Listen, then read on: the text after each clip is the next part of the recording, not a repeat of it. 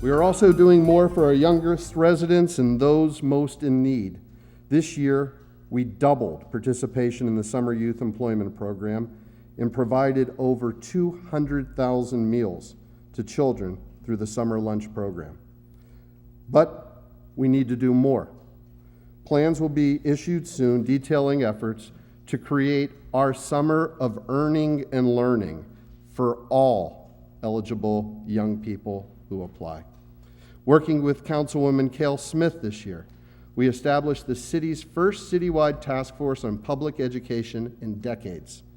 And we followed President Obama's challenge by creating a blue ribbon panel on early childhood education to assist our efforts to become a national leader in providing prenatal to pre-K education to all of our children.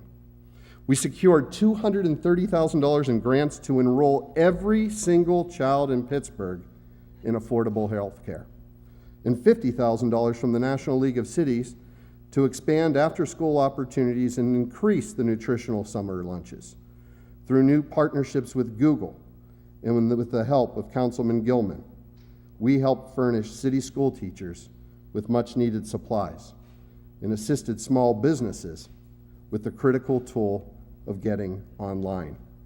In all, Pittsburgh has received over $35 million in new grants this year so far, the bulk of it in a $30 million Choice Neighborhoods grant that will help transfer Larimer into the most sustainable and forward-thinking neighborhood, not just in this city of Pittsburgh, but in the entire country.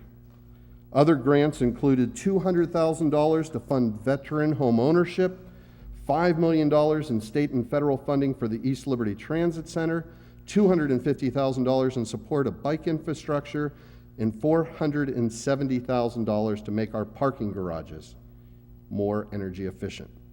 And we established a centralized grants office equipped with modern tracking software to help us attract and retain even more dollars to put into our neighborhoods. But much of our work has been focusing on ending disputes, protecting city assets, and getting long-stalled projects moving. Through the efforts of my Chief of Staff, Kevin Acklin, and others, we reached historic agreements to save the Strip District Produce Terminal and the August Wilson Center. Working with Councilman Lavelle, we fulfilled our promise to use the 28 acres in the Lower Hill to redevelop the entire Hill District, where we will create the largest TIF district in the city's history, providing the highest levels of affordable housing and the highest levels of contracting for minority and women-owned businesses.